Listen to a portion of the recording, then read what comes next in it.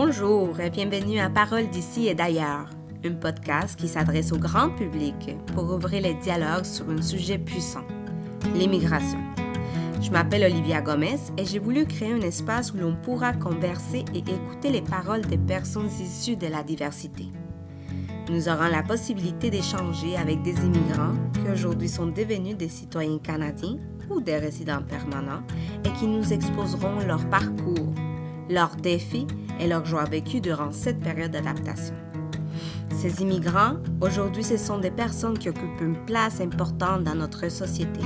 Ils sont une source d'inspiration et ils aident, d'une façon ou d'une autre, à créer un monde meilleur. Bonjour et bienvenue à Paroles d'ici et d'ailleurs pour cet épisode « Photographier la diversité ». Aujourd'hui, je reçois Elena Valles-Escola, une photographe originaire de l'Espagne. Elena a trouvé à Montréal le terrain pour consolider son intérêt pour la photographie et son engagement dans l'activisme social et culturel. Son travail s'est construit autour de 3 axes principaux. La photographie, en tant que langage, est utile pour créer un discours critique. Les mouvements sociaux, en tant que principal sujet d'intérêt à explorer et à représenter. Et les études en sciences humaines, en tant que parcours d'apprentissage pour stimuler et développer en permanence une pensée critique. Sur le terrain, sa dynamique de travail est guidée par une volonté constante d'avoir une présence respectueuse, d'établir une interaction intime avec son sujet et d'entreprendre une étude sensible du contexte, physique et social. Partant de l'idée que chaque espace a une dynamique déjà en cours, elle se présente d'abord comme un personnage neutre. Cela lui permet d'absorber et apprendre du contexte pour après mieux les capturer et élargir à travers des images.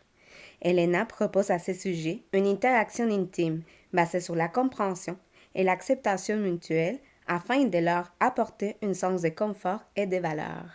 Bonjour Elena, comment vas-tu? Bonjour, ça va, merci. Je suis heureuse de pouvoir parler et discuter avec toi ce soir. Et j'aimerais connaître ton parcours en tant qu'immigrante, mais aussi en tant que photographe. Mm-hmm. Alors, Elena, voudrais-tu commencer pour nous parler de tes origines? Oui, bien sûr. Alors, moi, je suis originaire de l'Espagne, la ville de Barcelone, donc dans un territoire catalan, un peu confronté par une double identité. Mm-hmm. Puis, j'ai vécu là-bas jusqu'à mes 23 ans. Le moment où j'ai déménagé ici à Montréal avec mon copain de l'époque, à la recherche d'une nouvelle opportunité de vie. Genre, on était à Barcelone à cette époque, dans un moment qu'il y avait une crise de travail. Puis, on n'avait pas beaucoup de chance de trouver du travail dans notre domaine. On habitait chez nos parents et on n'avait pas de perspective de pouvoir partir.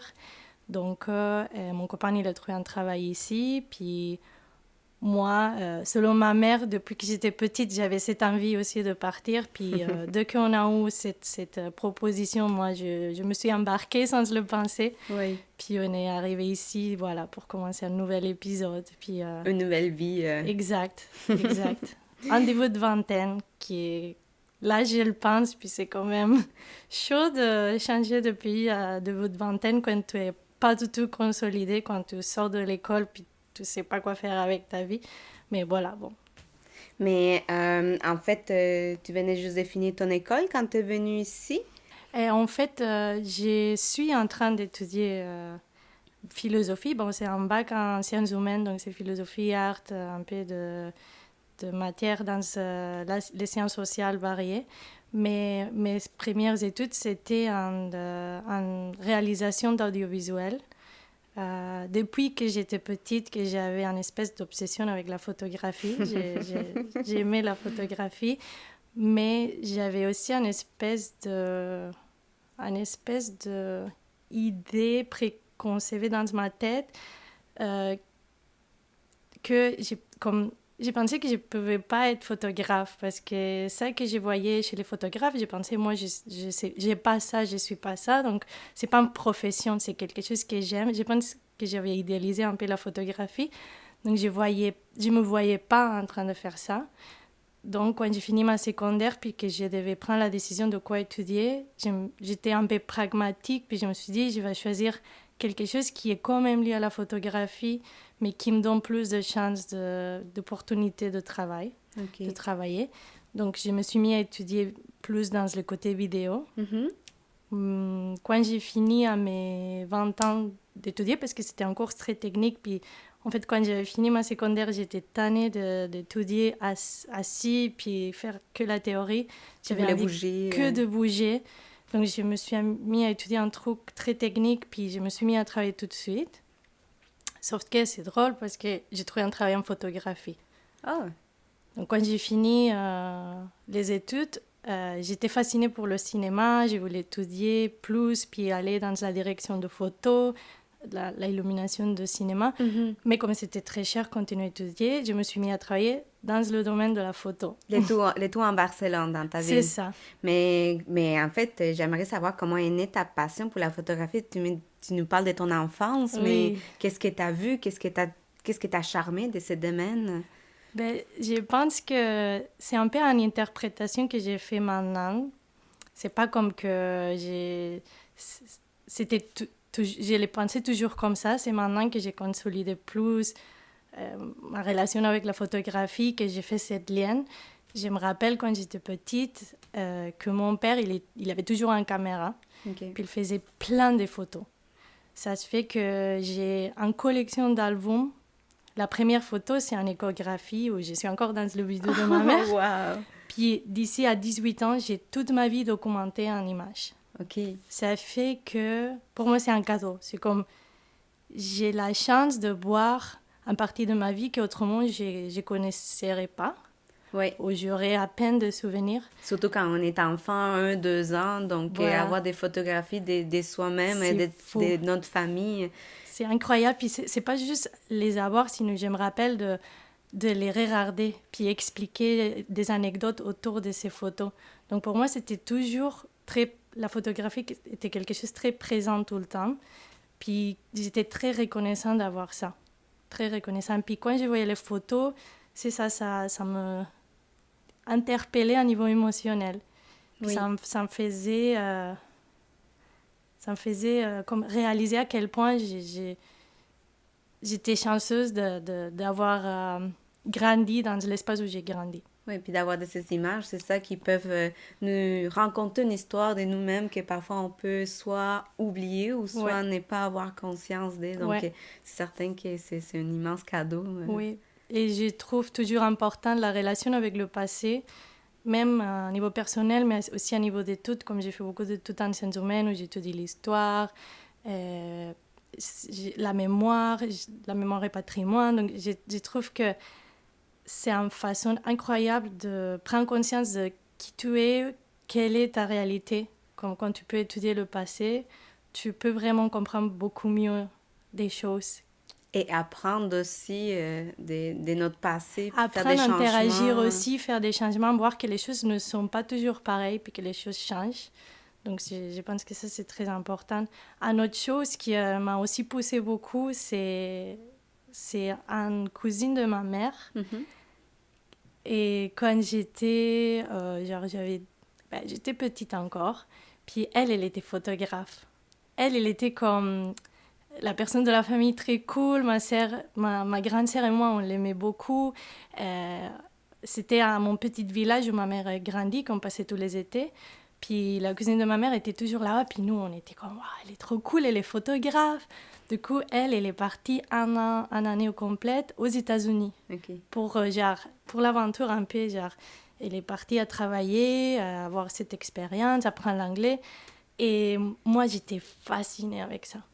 Et je pense que ça a vraiment resté dans ma tête. Puis en fait, je pense que ça a beaucoup influencé, en fait. Ouais. C'est fou parce que le public, il ne voit pas, mais tu as un gros sourire dans ton visage quand tu nous racontes cette histoire. Donc, mais voilà, c'est pour ça que je trouve important d'avoir accès au passé, à tes histoires, parce que ça fait vraiment bouger les choses. Puis, oui, tout à fait.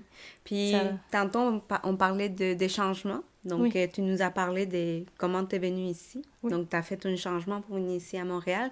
Mais est-ce que tu peux nous donner, tu peux nous dire un peu quand tu es arrivée ici, ta première impression de Montréal, comment tu l'as photographiée, disons. Oui.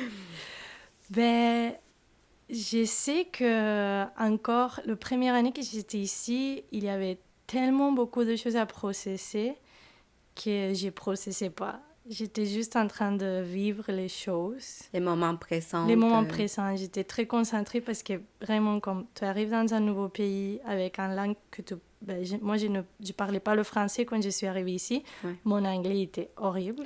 L'anglais que tu apprends à l'école de l'Espagne, c'est vraiment presque pas l'anglais. Donc, j'arrive ici, j'ai eu la chance de venir avec quelqu'un, donc ça, je pense que ça aide, c'est un soutien, parce qu'on pouvait beaucoup partager ses impressions. Mais je me rappelle qu'on disait souvent, avec mon ex-copain, là, on n'est plus ensemble, mais on disait, on se sent dans une ambiance d'hostilité. Puis en fait, c'est une anecdote pour exemplifier ça, c'est que la première semaine que j'habitais ici, j'étais pas capable de croiser la rue parce que je comprenais pas les lumières. Ah, oui, je vois. Parce que c'est différent. C'est différent. Puis je ne parlais pas la langue, donc j'avais vraiment comme un peur. Donc quand je voulais sortir à me balader, je faisais que le tour autour de mon bâtiment. Okay. Puis je rentrais à la maison, puis j'attendais que mon copain arrive de travail pour pouvoir sortir. parler, discuter, sortir. T'es arrivée en quelle période de l'année? En novembre. Novembre. Oui, puis je suis arrivée, j'avais comme mis l'argent à côté, parce qu'à Barcelone, j'ai quand même travaillé. C'est pas que je suis sortie de l'école et venue, j'ai eu une période de travail là-bas. Et je suis arrivée ici et après 6 mois, j'ai reçu mon permis de travail. OK. Donc, les premières périodes que j'étais ici, j'étais un peu comme... J'avais pas de travail, puis je pouvais pas travailler. C'était après quelques mois. Puis comment t'as occupé tes journées? En fait, c'était... j'avais...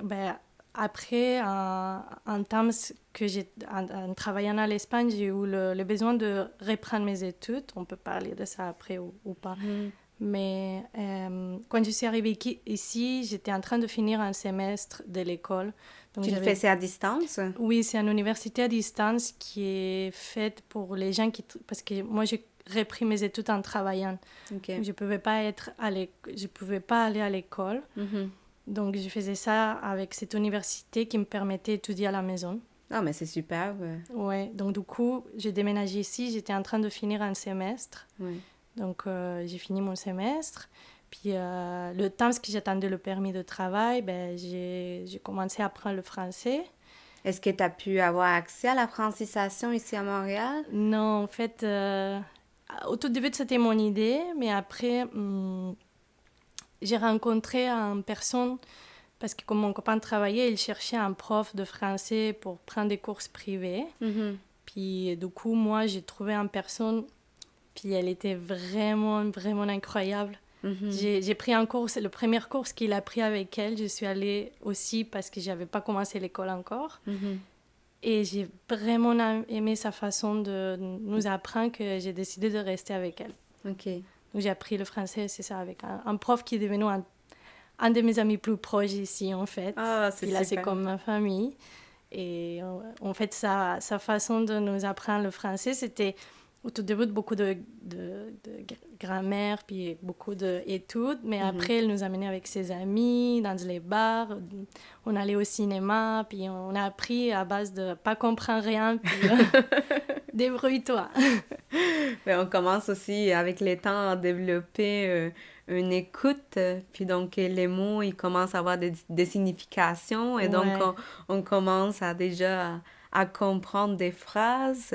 Et donc, ça vient petit à petit, mais c'est sûr qu'en sortant puis en échangeant avec les autres personnes, ça nous aide énormément. Oui, puis je trouve que c'est un bon place pour apprendre une langue qui est inconnue, dans mon cas, parce que les gens sont très comme... Ils apprécient beaucoup que tu fais l'effort d'apprendre la langue, puis elles sont très, ils facilitent beaucoup. Mhm. Quand ils voient que tu as de la difficulté à parler, ils ne mettent pas les stress, ni...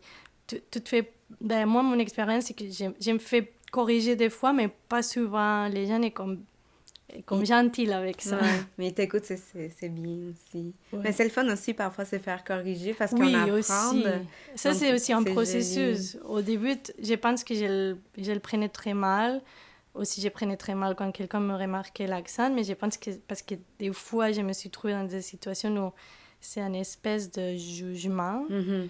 Tout à fait. Mais je pense qu'avec le temps aussi, j'ai appris à assumer beaucoup ça. Ouais. Puis même des fois jouer avec le fait que j'ai un accent. Je l'assume, c'est correct. Oui, c'est très très joli drôle. ton accent. Puis, Elena, quand tu as eu ton permis de travail, est-ce que tu as fait des démarches pour chercher un emploi ou comment s'est passée la suite des choses ici à Montréal? Donc, c'est ça. Donc, juste avant de à recevoir mon permis de travail, je me suis mis à faire de bénévolat. C'était comme pour commencer à m'intégrer dans l'activité de la ville, rencontrer des gens, puis être un peu actif, parce que je ne suis pas très à l'aise quand j'ai rien à faire. Et je me suis mis à faire un bénévolat dans un centre qui prépare des repas pour des personnes âgées qui sont à la maison puis qui ne peuvent pas comme se cuisiner, puis ils n'ont pas la facilité de sortir dehors. Donc j'ai collaboré avec ça. Et puis aussi, j'ai commencé à faire à Barcelone, je faisais le cirque aérien comme un hobby. Puis quand je suis arrivée ici aussi, ma façon de sortir de la maison, c'était aller chercher une école pour continuer à faire mes cours de cirque. Après, j'ai reçu mon permis de travail, puis j'ai trouvé un travail tout de suite, en fait, Wow. sur Internet. Puis en fait, mon idée, c'était je vais trouver un travail dans un café pour pouvoir continuer à faire le bénévolat puis le cirque parce que j'étais trop bien comme ça. Mais en fait, j'ai trouvé un travail dans un bureau de photo encore. Wow, c'est super. Je ne le cherchais pas. En fait, mon idée, c'était toujours si je ne peux pas travailler comme photographe puis que j'ai fait ça dans les espaces où je fais de bénévolat, dans le cirque pour des copains qui veulent faire des photos. C'est correct. Mais en tout cas, j'ai trouvé un travail pour faire l'édition de photos.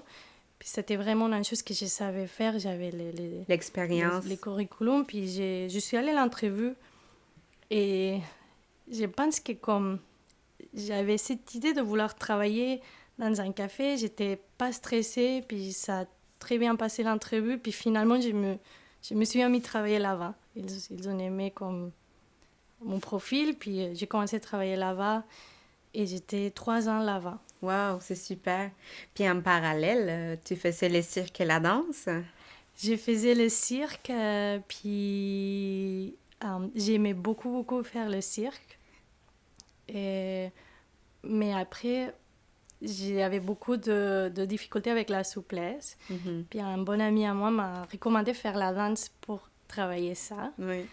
Et en fait, je me suis mis à faire le ballet classique, qui était une chose que j'étais fascinée, mais j'ai pensé que j'avais cette idée à la tête de si tu ne commences pas quand tu es très petite, tu ne peux pas faire ça. C'est comme ça se fait pas.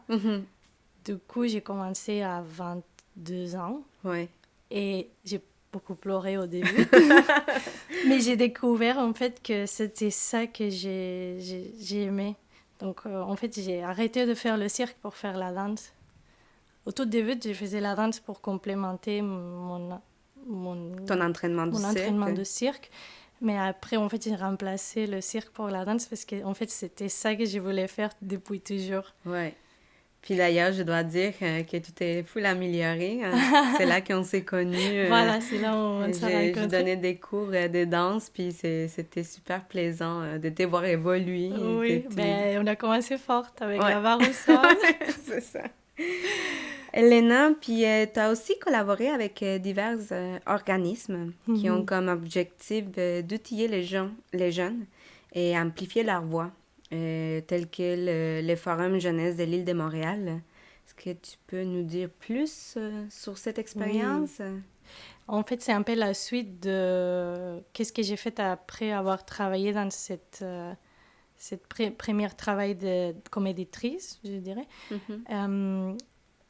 Même chose qui m'est arrivé à Barcelone avec le travail en photo, c'est que j'aimais beaucoup la partie technique, j'apprenais beaucoup, puis ça me fascinait apprendre des choses techniques, mais je me sentais toujours hors de contexte à cause de l'objet de travail.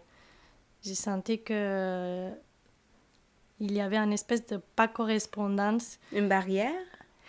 Je me sentais juste comme je dis, dans ma tête, c'était comme, je préfère de faire la photo pour moi, puis dans des projets que j'ai choisis, puis qui ont beaucoup de sens pour moi, que travailler à tout prix comme photographe. Donc, à Barcelone, par exemple, j'ai eu la première expérience de travail où j'étais dans un bureau de fashion, comme de mode. Des mannequins. Voilà, puis c'était vraiment horrible parce que ça ne correspondait pas du tout avec mes valeurs, la façon qu'ils travaillaient là-bas en tout cas. Donc, c'est ça qui m'a fait vraiment voir que je ne voulais pas travailler à tout prix comme photographe. C'est ça qui m'a mis aussi à faire après des études en philosophie et art. Puis, quand je suis arrivée ici, donc, j'ai trouvé ce travail comme éditrice, j'ai travaillé pour des autres photographes, j'ai retouché des images de mariage, donc ça c'était correct, c'était bien, j'ai beaucoup aimé, j'ai beaucoup appris, je m'entendais très bien avec l'équipe, mais c'était encore pas mon truc. Donc après 3 ans, puis quand je me sentais à l'aise avec le travail que je faisais comme bénévole dans certains endroits, je me suis lancée, puis j'ai arrêté de travailler dans le bureau. Je me suis mise à travailler dans un café. OK. Tu as commencé à travailler aussi comme travailleuse autonome? C'est ça, j'ai commencé. C'était en transition de ce que je faisais en tant que bénévole. J'ai commencé à être rémunérée pour ça. OK. En fait, c'était à travers d'un ami. J'avais fait des photos pour elle, qu'elle commençait son petite compagnie un projet qu'elle avait. Et je faisais les photos pour son projet. Puis elle m'a recommandé dans le forum jeunesse de l'île de Montréal. OK. Puis la personne qui était à la communication, l'équipe de communication, m'a contactée pour un événement pour le forum.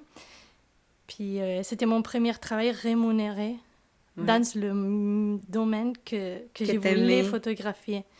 Donc j'ai fait ce travail, puis ça a super bien été. Puis voilà, c'était ce moment que j'étais dans le café, puis j'ai commencé à comprendre aussi. Je ne comprenais pas, je savais que j'étais très intéressée à l'action de mouvement social. Je savais que j'avais beaucoup d'intérêt à m'impliquer, mais que je ne trouvais pas tout le temps la façon de m'impliquer. Je savais que j'étais obsédée pour la photographie. C'était à cause de cette parcours, cette première contrat, que je me suis rendu compte que je devais juste mettre les deux choses ensemble.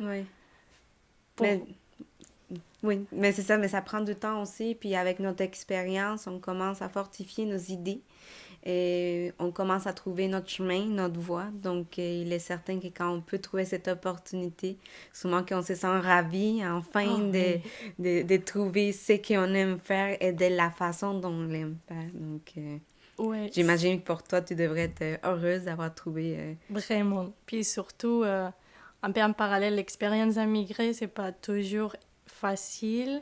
Puis des fois, ça peut être lourd quand tu fais pas comme un choix qui est très évident ou clair. Et du coup, tu te lances à faire un truc qui te fait peur puis que tu sais pas trop comment ça va aller. Ça fait peur, c'est complexe. Mais quand tu réussis à arriver dans un étage de réalisation ou de compréhension, c'est vraiment la sensation plus incroyable du monde. Tout à fait. Puis tu parles de difficultés. Est-ce que tu as passé des épreuves difficiles dans ta période d'adaptation et bien de vie ici à Montréal? Oui. L'hiver, la famille. Quelles ont été tes difficultés?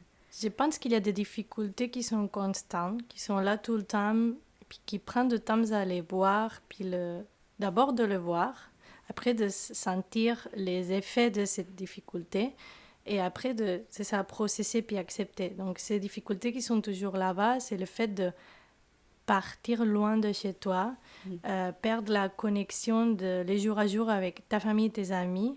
Dans mon cas, par exemple, j'ai beaucoup de contacts avec ma famille. Je pense qu'on s'écrit à tous les jours, On parle à toutes les semaines. J'appelle mes 2 grands-mères à toutes les semaines. Donc, on T'es est là là. avec... ouais. Je sens qu'il y a un fort lien, puis qu'en fait, dans beaucoup d'aspects, on s'approchait beaucoup plus. Mhm. Mais il y a quelque chose que tu perds, que tu renonces, puis ça fait mal. Puis par exemple, avec mes amis, moi quand j'étais à Barcelone, j'avais un bel gang d'amis, puis on se voyait à tous les jours. Ouais, À tous les jours. Puis là, j'ai eu une espèce de rupture avec eux. avec eux. Tu Parce- communiques plus avec eux. Ben, je pense que c'est aussi une question de... Si j'aurais resté là-bas, il y aurait eu aussi une rupture, parce que c'était comme la gang d'amis qu'on passe beaucoup de temps ensemble. Après, ben, chacun grandit puis fait Fais sa sa vie. vie. Ouais. Mais dans mon cas, c'était très radical parce que je suis partie très loin. Donc, des amis qui étaient très proches puis qui faisaient partie de mon jour à jour, du coup, tu le vois plus, puis c'est normal, tu perds les contacts. Tout à fait. Donc ça, c'était très difficile à gérer. Mhm. Mais C'est encore ici, tu difficile. retrouves d'autres amis, une autre famille. Voilà, c'est- voilà. Ici, tu arrives ici, puis tu te fais des nouvelles amies, des familles aussi. Ouais. Mais quand même, je veux dire, tu as cette souhait j'ai vu garder tout, mais à un moment donné, tu te rends compte que tu peux pas avoir tout à la vie. Donc, Ouais. Puis tantôt, en fait, avant de commencer cette entrevue, tu me parlais d'identité et que parfois, bon, qui je suis maintenant, est-ce que c'est l'Elena qui était en Barcelone?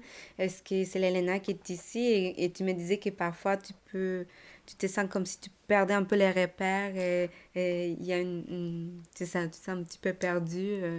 oui, ben c'est ça, c'est un autre des difficultés constantes, c'est que tu mets ton identité dans un espèce de processus que des fois c'est tu mets beaucoup en question ton identité, tu la changes beaucoup.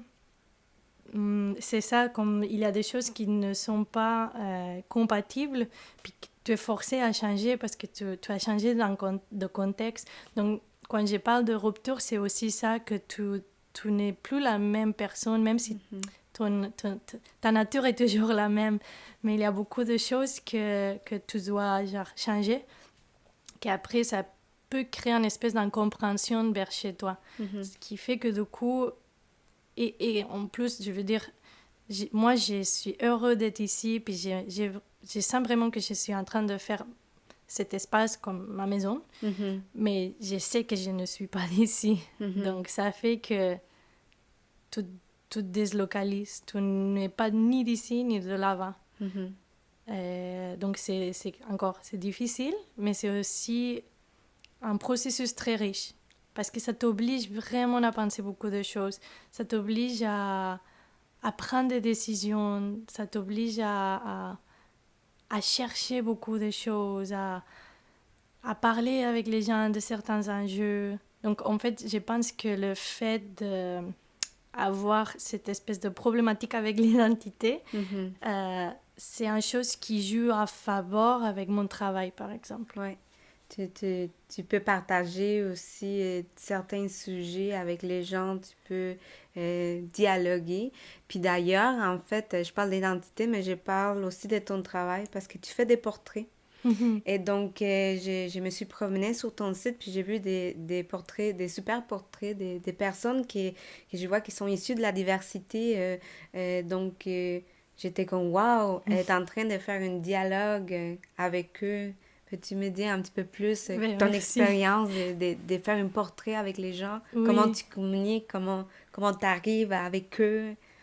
Ben, je pense que justement le fait d'arriver dans un territoire puis pas parler la langue, c'est quelque chose qui m'a beaucoup aidé à développer mon langage visuel. Mhm. Du coup, j'avais beaucoup de frustration de fois de ne pas pouvoir parler avec certaines personnes avec qui je sentais que je pouvais avoir une belle relation mais que je n'arrivais pas à m'exprimer.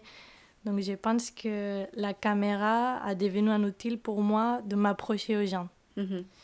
Puis quand j'ai constaté ça, qu'à travers ma caméra, je pouvais vraiment créer des beaux liens puis des beaux moments, je pense que je me suis mis dans ça. Puis puis ça m'a aidé à définir encore qu'est-ce que je voulais faire avec ma caméra.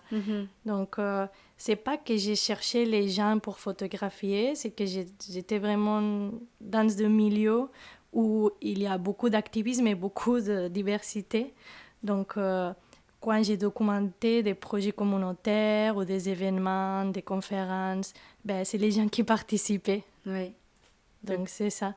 Puis, mon principe quand je travaille avec quelqu'un, c'est une espèce de théorie que je souhaite développer un jour dans mes études. J'ai essayé de développer un principe de base pour prendre des photos. Moi, j'aime prendre des photos des gens qui ne sont pas habitués à se prendre en photo. Okay. C'est ça mon principe, en fait. C'est ça que je cherche. Puis mon idée, c'est que tout le monde a du potentiel pour être photographié. Parce que des fois, je pense qu'il y a un peu cette préconception qu'il y a des gens qui sont photogéniques et il y a des gens qui n'est pas du tout photogéniques. Donc moi, j'aimerais développer une théorie qui explique qu'en fait, tout le monde peut être photogénique. Pour l'instant, je pense au concept de démythifier la photogénie. Puis qu'en fait, ce qu'il y a, c'est des gens qui sont plus à l'aise devant la caméra parce qu'il y a beaucoup plus d'expérience ou parce qu'il habite dans un entourage qui le fait sentir très bien avec son image. Il y a des gens qui ont beaucoup moins d'expérience ou qui est plus comme... Il y a une psychologie qui est différente à l'autre personne. Il y a un contexte culturel et social qui le fait pas être en confort avec son image. Donc moi, c'est surtout cette deuxième groupe que j'ai vu me diriger pour dire, en fait, tu n'as aucun problème avec ton image et tu peux être photographié. Puis il faut juste trouver la façon de te faire sentir confortable, puis te faire sentir valorisé. Puis j'ai la théorie que si tu prends une personne dans son état naturel, son état d'esprit naturel relâché, cette personne va être belle, va sortir bien dans la photo. Donc quand j'ai fait une photo à quelqu'un, ma dynamique, ma façon de me relationner avec cette personne, c'est prendre soin de mon interaction avec cette personne pour lui faire comprendre ça. Qu'il est dans un espace où je ne vais pas avoir un mauvais regard sur cette personne. Mais ce n'est pas quelque chose que je m'oblige à faire. C'est vraiment comme je le vois, puis comme j'ai travaillé ma pensée et ma façon de voir. Mais c'est captivant parce qu'on peut voir les vrais visages ou l'être, l'âme de la personne. Et ça, je pense que ça va être très difficile à capturer.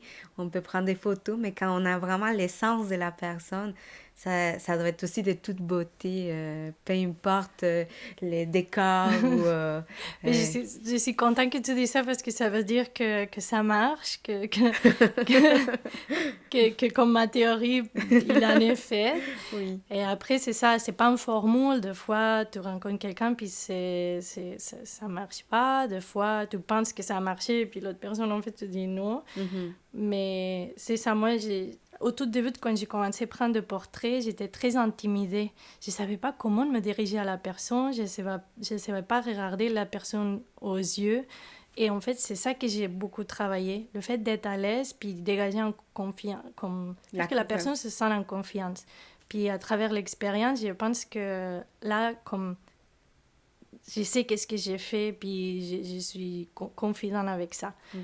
Des fois, je ne priorise pas la technique en dessous de tout. Comme c'est pas ma priorité avoir une photo super bien faite à niveau technique ou être hyper fidèle à mon style, même si je prends beaucoup de soin à la technique puis je me renseigne beaucoup. Je pense que c'est ça que tu peux voir dans ma photographie, c'est plus la relation avec les gens, que c'est l'aspect que j'ai vu prendre plus soin. Tout à fait. Puis c'est bizarre parce que moi, j'ai jamais vu un portrait de toi, Elena. Un jour, on va pouvoir photographier la belle Elena. Ouais, ça, c'est comme un work in progress. C'est parfait. Je dois dire que comme j'ai fait le travail d'être devant la caméra. Donc, je me suis dit, si je demande aux gens d'être à l'aise, et aussi pour avoir des clés et dire qu'est-ce que tu peux faire pour être plus à l'aise, il faut que tu l'expérimentes. Donc moi, je me suis mis devant ma caméra, puis j'ai expérimenté, puis j'ai comme vraiment cassé... j'ai un historiel. Je veux dire, mon père, il me photographiait depuis que j'étais petite, j'étais habituée. Mais je pense qu'à mon adolescence, quand il y avait plus de photos de famille, et quand tu commences à avoir un peu des gènes, puis tout ça, et tu commences à être plus en sécure avec ton corps, avec ton image, après ça, j'ai commencé à être vraiment mal à l'aise devant la caméra. Et j'ai fait tout un travail pour révertir ça. Puis là, je me sens bien quand je suis devant la caméra. Et même si après, je vois la photo, puis ça va ou ça va pas trop. Mais je veux dire, je suis en train de travailler avec ça, oui. C'est ça. Puis, Elena, aujourd'hui, tu travailles, tu es dans les communautaires, tu es très engagée. J'ai toujours vu une Elena qui est vers les mouvements sociaux, qui est vers la société, communiquer avec la société. Comment tu te trouves ici à Montréal? C'est-à-dire, est-ce que tu trouves qu'il y a une ouverture, un respect, que la société est ouverte à différentes personnes, comme nous les immigrantes? Comment tu vois les Montréal? Je pense qu'il y a des couches différentes de réalités ici, donc c'est très difficile de donner une synthèse de c'est quoi Montréal. Moi, par exemple, ça me touche beaucoup. Je suis très reconnaissante que tu vois cet aspect de le fait que j'essaie de m'impliquer dans un mouvement social. C'est pas quelque chose peut-être que je déclare que je suis hyper convaincue parce que justement je pense que je suis dans une couche de ça très superficielle parce que mon travail c'est juste de documenter. Donc ça m'a permis de voir des personnes, rencontrer des gens qui sont vraiment, vraiment impliqués. Donc ça que j'ai pu apprendre dans cette ville, c'est qu'il y a des gens qui laisse sa peau, qui donne sa vie pour ça. Donc, il y a vraiment des beaux mouvements, des gens qui veulent changer les choses, puis qui changent les choses, en fait. Je vois ça, mais en même temps, je vois aussi des réalités très complexes, puis comme beaucoup de travail à faire. Tout à fait. Ouais. Mais il reste que Montréal, mis à part de tout, c'est une ville charmante, avec des gens formidables. Ben, moi, c'est ça. Souvent, quand je dis que je viens de Barcelone, les gens me disent, mais c'est la meilleure ville du monde, pourquoi tu es venue ici? Comme moi, tantôt, j'étais comme, oh my God, Barcelone, c'est mon coup de cœur. Ben, donc, c'est ça. Je dois dire que l'hiver est difficile pour une personne qui vient de la Méditerranée, qui est très habituée au bon climat. L'hiver, c'est difficile, mais je pense que ça m'a pas pris plus d'un an pour vraiment tomber en amour avec cette ville, puis créer des liens au niveau que quand je suis arrivée ici, j'étais comme, ça va être pour un an ou deux, puis après je rentre chez moi parce que j'aime beaucoup ma ville et ma communauté. Et voilà, ça fait 7 ans que je suis ici. Et est-ce que tu comptes un jour ou l'autre faire une demande de citoyenneté canadienne? Ça va être bientôt, oui. Ça va être à Noël, quand je vais avoir des vacances, parce que là, c'est... du temps. Je vais avoir du temps, je vais remplir mon temps, ça va faire des papiers. Oui. Ah, mais je te le souhaite énormément. Mais c'était vraiment un plaisir de t'avoir avec nous. Et je te remercie de nous partager ton histoire. Merci à toi. Mais Elena, si l'on veut te contacter pour une séance photo, comment fait-on?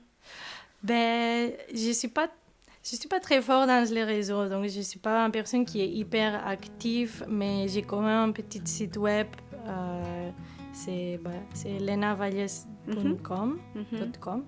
Et bon, dans le site, il y a toute l'information comme mon courriel, puis j'ai aussi un site Facebook, puis Instagram. Et comme je dis, je ne suis pas très active, mais je pense qu'il y a un peu le reflet de ça que j'ai fait. Oui. Voilà. Oui, allez visiter le site d'Elena parce qu'elle a vraiment, vraiment de belles photos. Je vous conseille fortement. Mais merci beaucoup. Puis j'invite au public à nous donner votre commentaire. Donc, si vous voulez, vous pouvez nous écrire à Paroles d'ici et d'ailleurs, tout ensemble, à @gmail.com. Sinon aussi, vous pouvez nous suivre sur Instagram et Facebook à Paroles d'ici et d'ailleurs. C'était un grand plaisir. Merci, Elena. Merci à toi. Puis nos decimos hasta la próxima. Eso, hasta pronto.